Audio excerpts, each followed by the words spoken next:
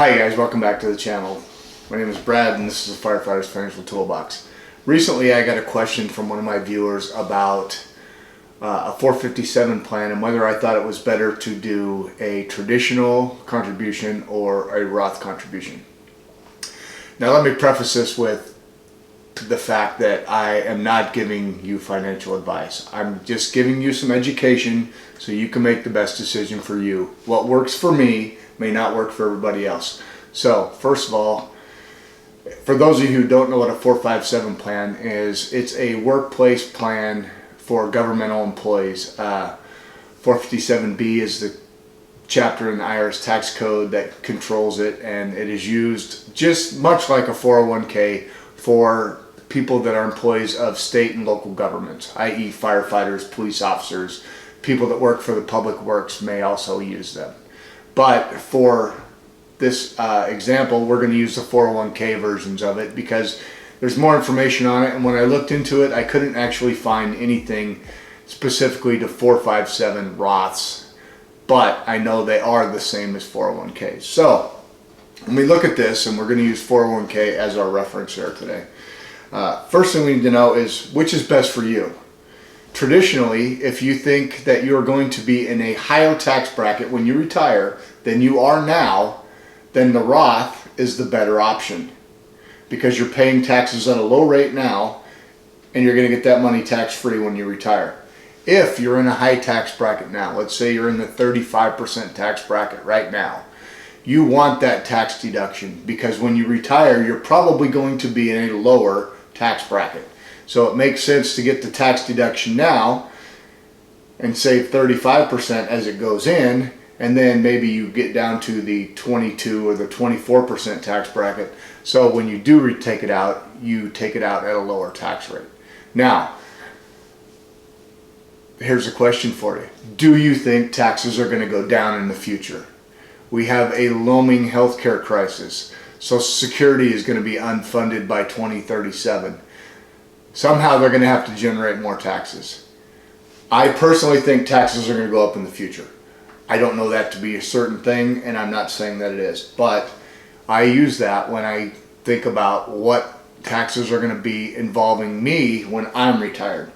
But let's get back to the question. So which is better? First of all, let's talk about the differences. Okay, so in traditional 401k, contributions are made pre-tax, and so you get a tax deduction on them. So if you make, let's say, $50,000 and you contribute $5,000, you're actually only getting taxed on $45,000. So you save $5,000 of tax on the front end, right? If you're contributing to a Roth 401k, you have to pay taxes before it goes in. So you're going to pay taxes on that $50,000, but when you take it out in retirement, no matter what tax bracket you're in, it's tax-free, provided a few things that we're going to talk about in a minute here. So, tax treatment and withdrawals. Distributions from a traditional are taxed at whatever your ordinary income level is in retirement. So, if it's lower, let's say you're at 22%, you're going to get those taken out. For every $100 that you take out, the government's going to take $22 from you.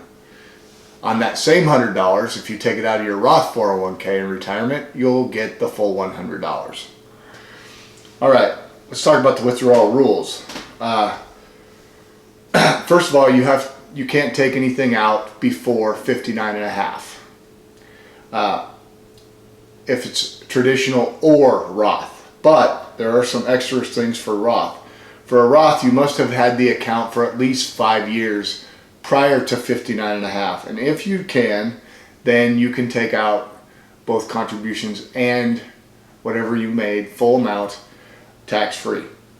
Now, where differences between a Roth IRA and a Roth 401k, with a Roth IRA, if I put in money, I can take those contributions out at any time. With a Roth 401k, you cannot take out the contributions. So know that you have to have the account for 5 years, and it will have to be 59 and a half. Now, to his question from the 457, the 457, because we are able to retire a little bit early, they don't have the 59 and a half rule. So if you have questions about 457s, I'm going to put a link in the description to my 457 and other workplace plans playlist. Lots of good information there. Okay, so which one's best for you?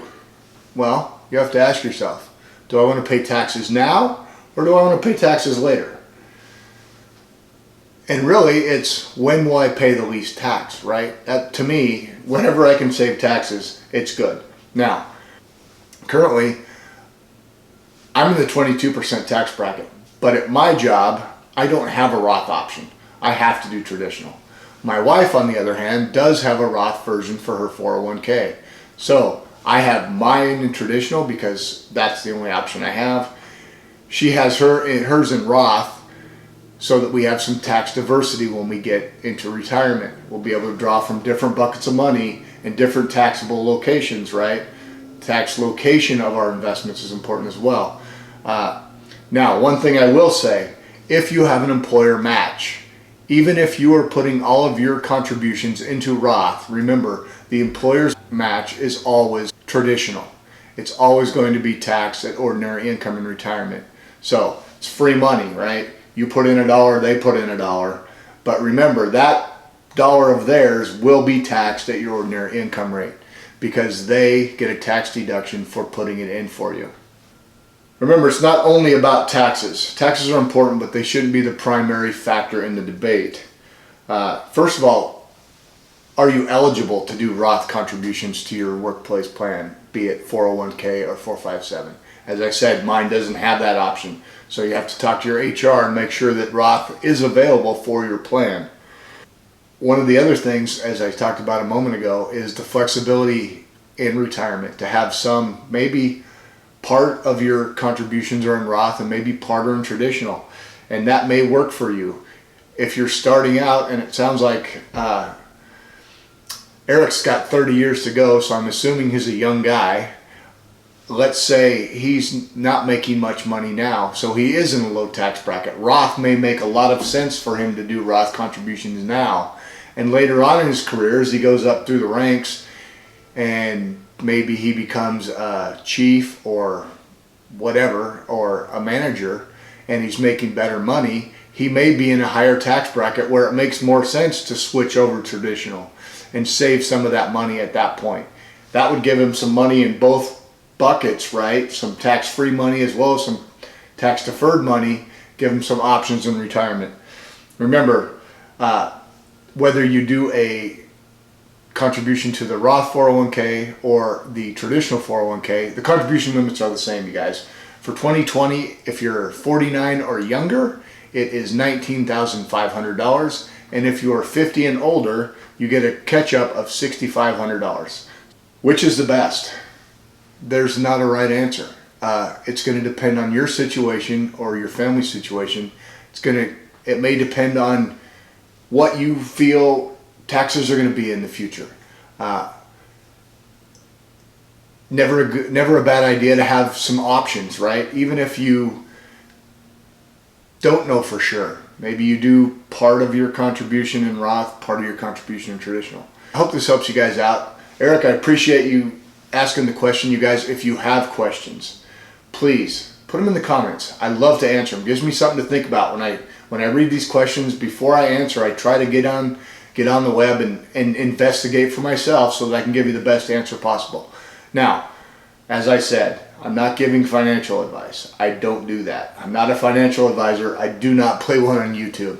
I'm just a guy who, once upon a time, didn't have very much knowledge about this stuff, and I educated myself. And now I try to educate you guys as well, and I hope this helps. Anyway, if you haven't already subscribed, please do so. If you like the video, give me a thumbs up. If you have comments about this or you have other discussion you want to talk about, please put it in the comments. All right, we'll see you again. Thanks.